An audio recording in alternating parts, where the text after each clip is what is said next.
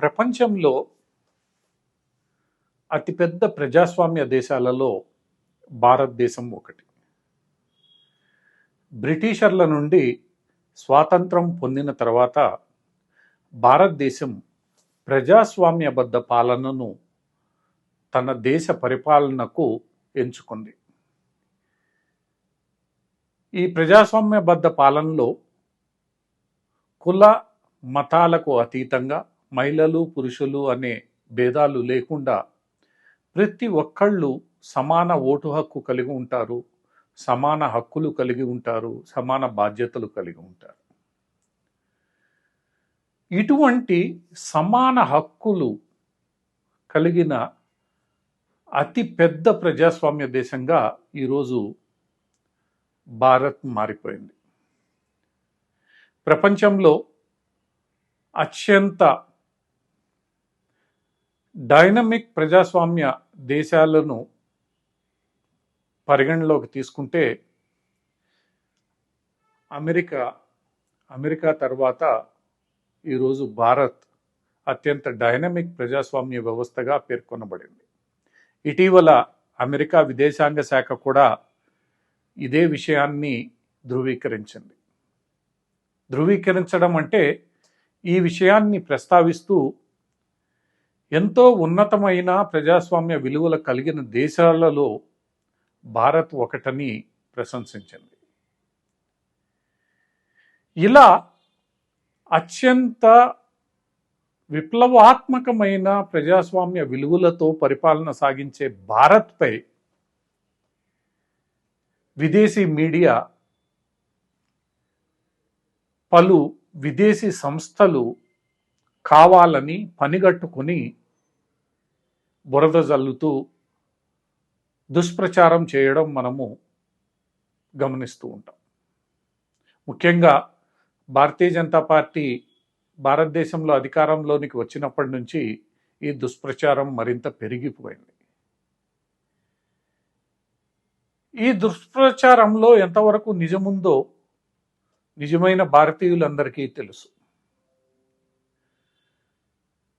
ఇలా అటు బాహ్య శక్తులు, వాటికి తోడుగా అంతర్గత శక్తులు తమ తమ స్వార్థ ప్రయోజనాల కోసం భారతదేశంలో ప్రజాస్వామ్య హక్కులు లేవని, ప్రజాస్వామ్య హక్కులు హరించిపోతున్నాయని, డిక్టేటర్షిప్ ఉందని, మైనార్టీలను అణిచివేస్తున్నారని, కుల వివక్ష ఉందని ఎన్నో రకాలుగా ఈ ప్రజాస్వామ్య వ్యవస్థను కించపరుస్తూనే ఉంటారు. కానీ భారతీయ ప్రజాస్వామ్య వ్యవస్థను నిశితంగా గమనించిన వారికి ఎవరికైనా అర్థమవుతుంది, భారత పాలన, ఇక్కడ వ్యవస్థలు ఎంత డైనమిక్. తామే గొప్పవారనుకున్న ఎందరో నాయకులను తమ ఓటు హక్కును వినియోగించుకొని సామాన్య ప్రజలు దించివేసిన సంఘటనలు చూశాం.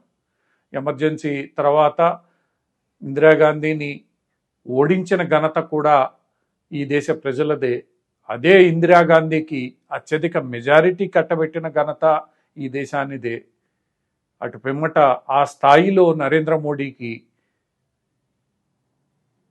ఓట్లు వేసి సుదీర్ఘకాలం సాగిన ప్రధానమంత్రిగా అవకాశం ఇచ్చిన ఘనత ఇక్కడ ప్రజలదే.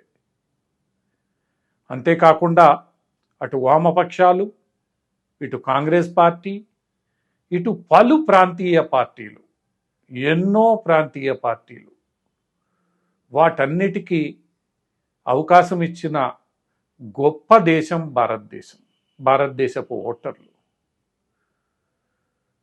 ప్రతి ఒక్కళ్ళకి ఇక్కడ అవకాశం వచ్చింది.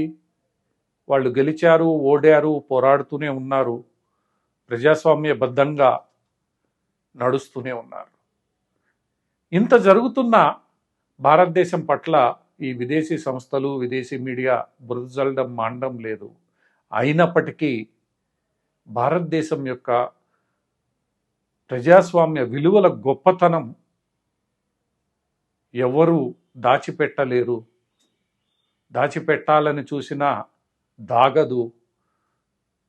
ఈరోజు ప్రపంచంలో అతి పెద్ద ప్రజాస్వామ్య వ్యవస్థ కలిగిన దేశంగా అత్యంత ఎక్కువ సంఖ్యలో ఓటర్లను కలిగిన దేశంగా భారత్ ప్రఖ్యాతి గడించింది.